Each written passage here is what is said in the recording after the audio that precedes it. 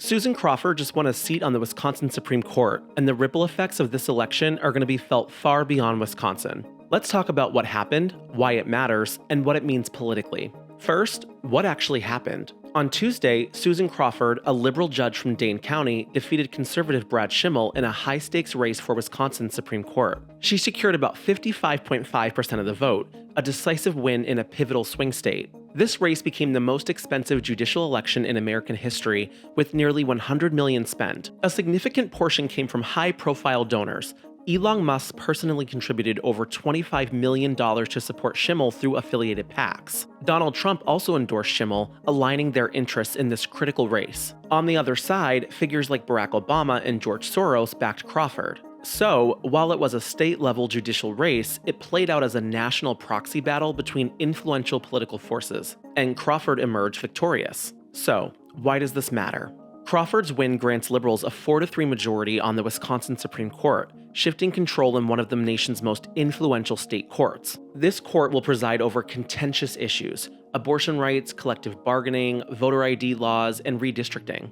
Decisions here will shape the democratic landscape in one of America's most crucial swing states as we approach the 2026 midterms and the 2028 presidential election. Notably, with no liberal justice up for re-election until 2028, this majority is set for the foreseeable future. And what does it mean politically? First, this is a significant setback for both Elon Musk and Donald Trump.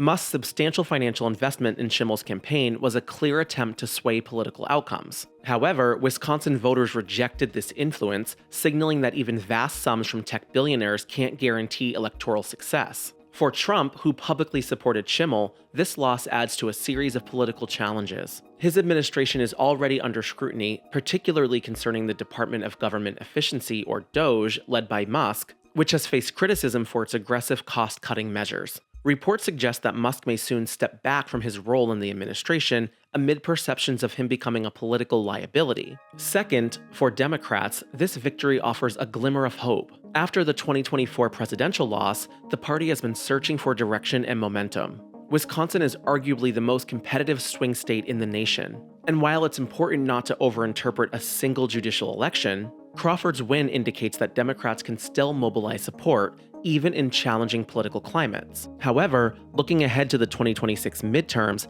Democrats must recognize that a strategy solely focused on issues like rights and authoritarianism proved insufficient in 2024. To reclaim Congress and establish a check on Trump's administration, they need to craft a compelling economic message that resonates with the broad spectrum of voters. So here are my final thoughts. Susan Crawford's victory has reshaped the balance of power on a court poised to make pivotal decisions affecting governance, rights, and electoral processes. While not a federal election, its implications are profound. This is what happened, that's why it matters, and that's what it means politically.